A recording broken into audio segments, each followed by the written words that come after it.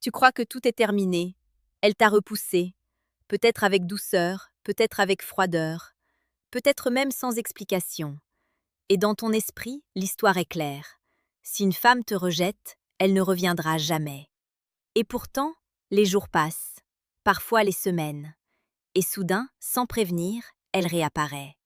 Un message, un regard, une présence, comme si rien n'était vraiment fini.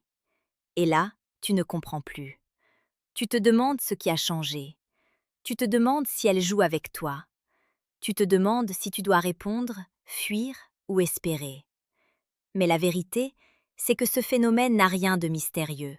Il est profondément humain. Et surtout, il révèle quelque chose de bien plus important que son comportement à elle. Il révèle ton positionnement à toi. Parce que ce retour n'a rien à voir avec le hasard. Il ne dépend pas uniquement d'elle. Il dépend d'un mécanisme invisible que peu d'hommes comprennent, et que les stoïciens, eux, avaient déjà parfaitement saisi. Marc Aurèle écrivait, en substance, que ce qui trouble les hommes, ce ne sont pas les événements, mais l'idée qu'ils s'en font. Et ici, ton erreur commence exactement là. Tu crois que son rejet était une fin, alors qu'en réalité ce n'était qu'un instant. Un instant influencé par son état émotionnel, son contexte, ses priorités, et surtout par la perception qu'elle avait de toi à ce moment précis. Une perception qui, contrairement à ce que tu imagines, n'est jamais figée. Comprends bien cela. Une femme ne rejette pas toujours un homme pour ce qu'il est réellement. Elle le rejette souvent pour ce qui lui renvoie à un moment donné.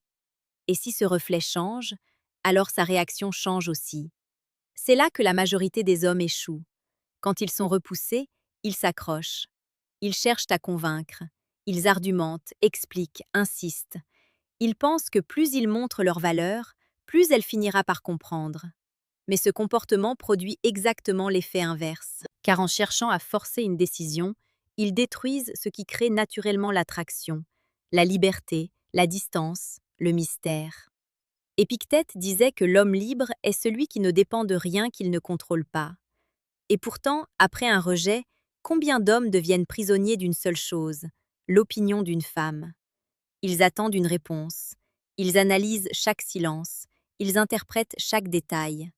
Et sans s'en rendre compte, ils abandonnent leur centre. Or, c'est précisément ce centre qui attire. Quand tu perds ton équilibre intérieur, tu deviens prévisible. Et ce qui est prévisible cesse d'être désirable.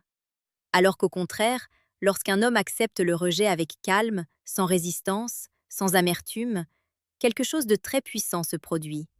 Il redevient insaisissable. Il cesse d'être dans la réaction. Il retourne dans l'action. Il vit. Il avance. Il ne cherche plus à être choisi, et c'est justement ce qui le rend à nouveau intéressant. Sénèque expliquait que celui qui dépend du regard des autres se condamne à l'instabilité.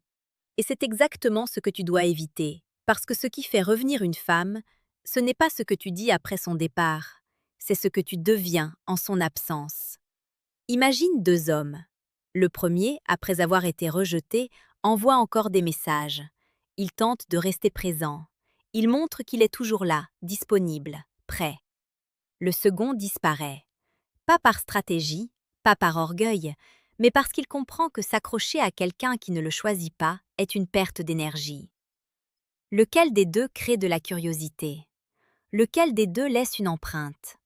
Lequel des deux donne envie de revenir vers lui, ne serait-ce que pour comprendre? La réponse est évidente, mais elle est difficile à accepter, car elle demande de renoncer à quelque chose de profondément humain, le besoin de validation. Et c'est là que le stoïcisme devient une arme redoutable. Il t'apprend à ne pas chercher à contrôler ce qui ne dépend pas de toi. Il t'apprend à accepter, non pas avec résignation, mais avec lucidité. Une femme t'a repoussé? Très bien. Cela ne définit ni ta valeur, ni ton potentiel, ni ton avenir.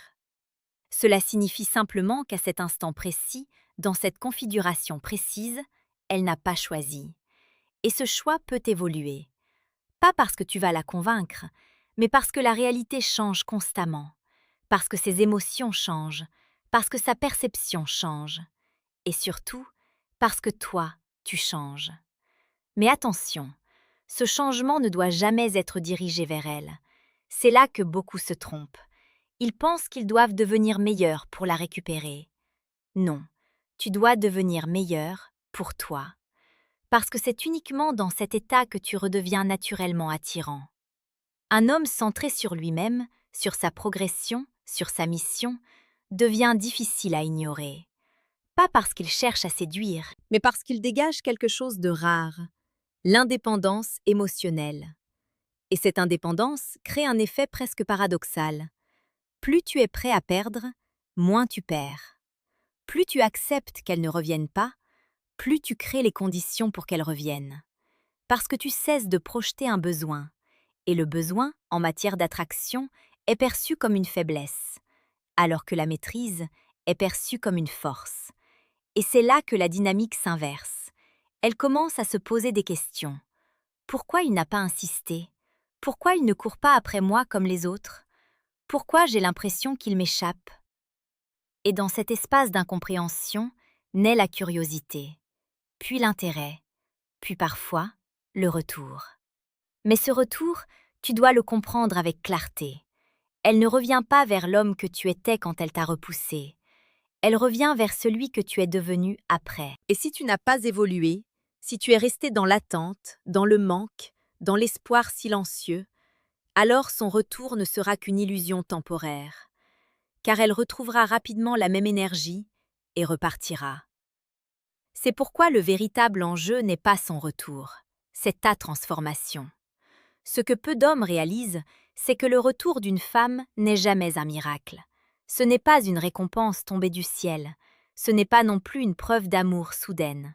C'est un test silencieux, un test de ce que tu es devenu sans elle. Parce que pendant que toi tu vivais ton absence, elle, de son côté, continuait sa vie. Elle rencontrait d'autres personnes, elle vivait d'autres émotions, elle comparait, consciemment ou non. Et au milieu de tout ça, ton souvenir restait. Pas forcément présent chaque jour, mais quelque part en arrière-plan, comme une impression inachevée, comme une question sans réponse. Et c'est là que quelque chose d'intéressant se produit. Si au moment où elle t'a repoussé, tu avais réagi avec besoin, avec insistance, avec dépendance, alors son souvenir de toi aurait été clair, presque figé. Elle t'aurait classé.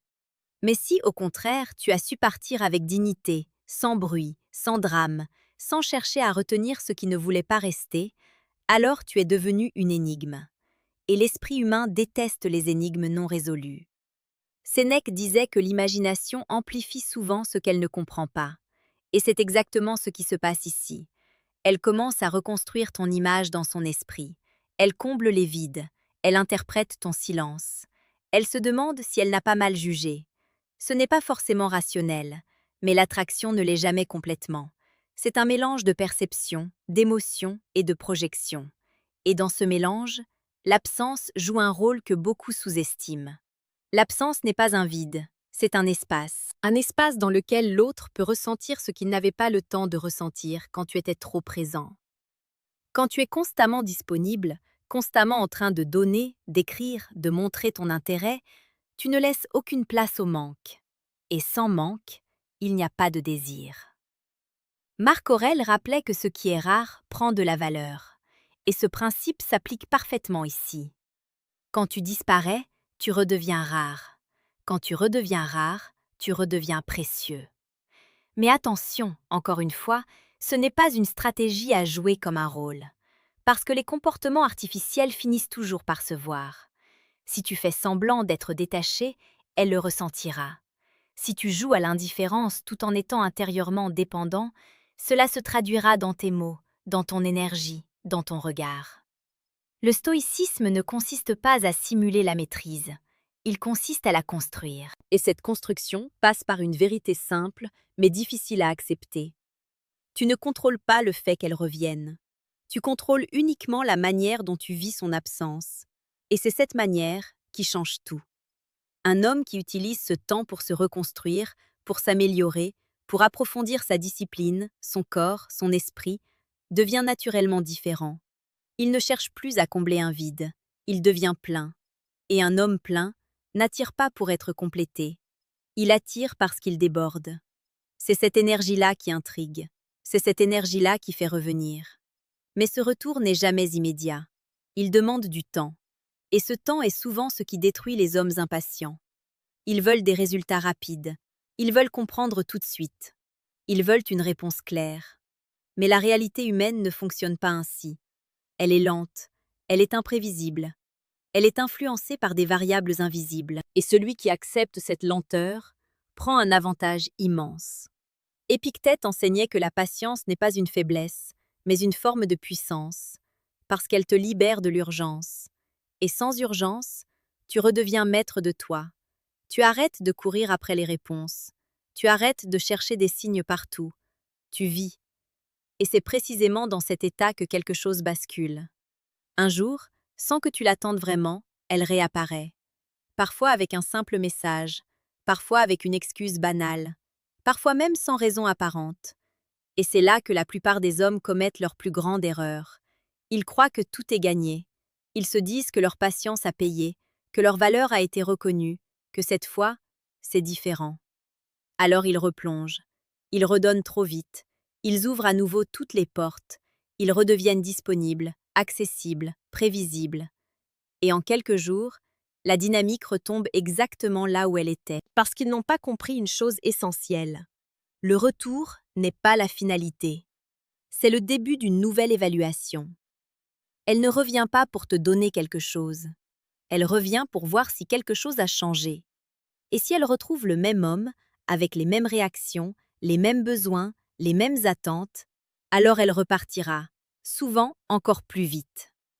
C'est dur à entendre, mais c'est la réalité. C'est pourquoi tu dois accueillir ce retour avec calme, sans excitation excessive, sans projection, sans te raconter d'histoire. Tu observes, tu écoutes, tu restes centré. Tu ne te précipites pas pour recréer une connexion. Tu la laisses venir. Parce que cette fois, tu n'es plus dans la recherche. Tu es dans la sélection. Et ce simple changement de posture transforme tout. Tu n'es plus celui qui espère être choisi. Tu es celui qui choisit. Et cette inversion est l'une des clés les plus puissantes de l'attraction. Mais elle exige une chose rare. Le détachement réel. Pas un détachement froid, pas un détachement arrogant, un détachement lucide. Celui qui te permet d'apprécier sa présence sans en dépendre. Celui qui te permet de dire oui sans avoir peur de dire non. Celui qui te permet d'avancer, même si elle repart. Parce que tu sais désormais que ta stabilité ne dépend pas d'elle. Et c'est précisément cette stabilité qui la pousse à rester, ou à revenir encore plus profondément. Mais cela, très peu d'hommes sont capables de le maintenir, parce que dès que l'émotion revient, ils oublient tout. Ils oublient ce qu'ils ont appris dans l'absence, ils oublient la discipline, ils oublient la maîtrise, et ils retournent dans l'ancien schéma. C'est pourquoi la véritable force ne réside pas dans ta capacité à la faire revenir, mais dans ta capacité à rester le même homme, qu'elle soit là ou non. Et c'est ici que se trouve la vérité que personne ne te dit vraiment.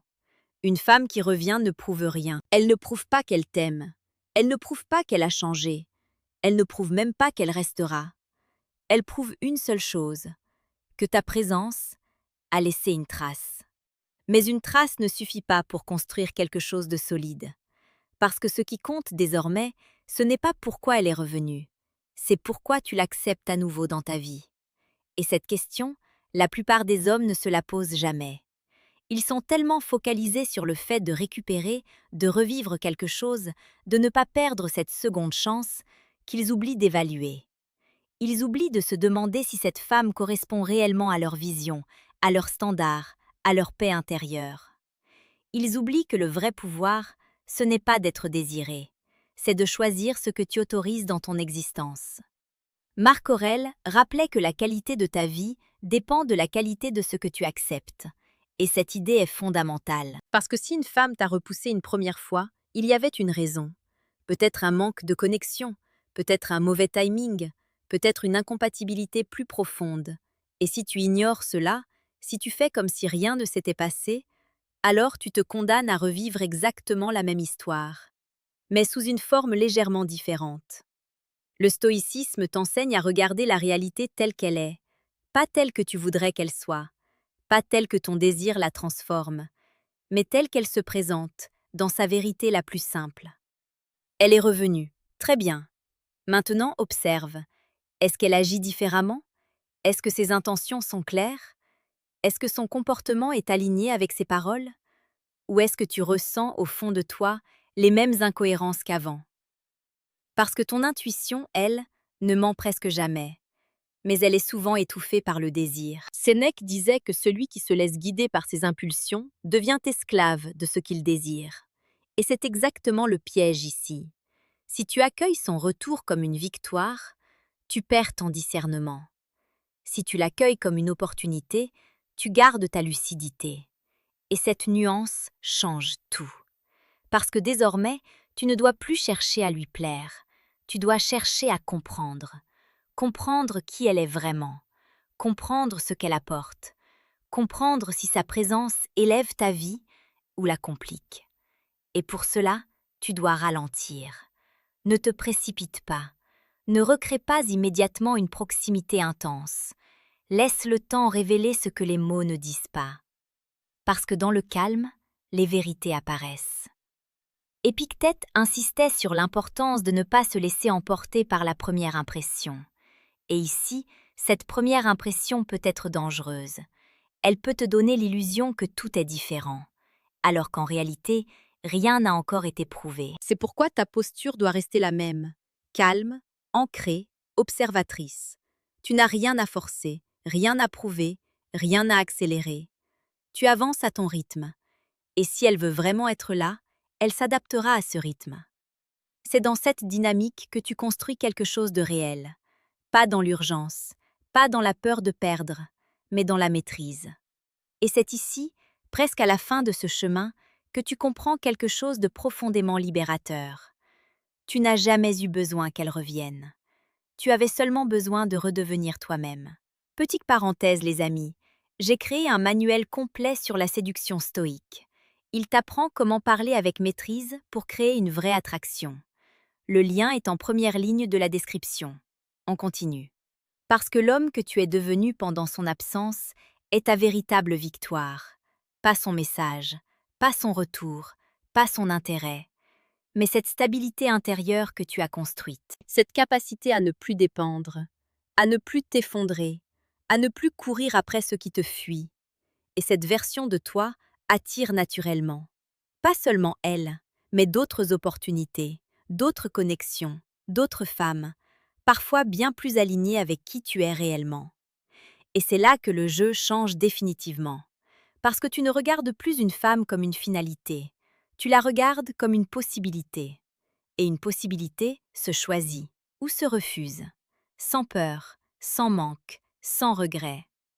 Alors oui, parfois une femme revient après t'avoir repoussé, mais ce n'est pas une histoire sur elle, c'est une histoire sur toi, sur ta capacité à rester droit quand tout te pousse à te plier, sur ta capacité à garder ta valeur, même quand elle n'est pas reconnue, sur ta capacité à avancer, même sans garantie. Et si tu comprends cela, alors qu'elle revienne ou non, tu gagnes. Parce que tu n'attends plus, tu construis. Et dans cette construction, tu deviens inébranlable. Si ce genre de réflexion t'aide à voir plus clair, abonne-toi, pas pour moi, pour continuer à nourrir cet état d'esprit que la majorité ignore, mais que peu d'hommes maîtrisent vraiment.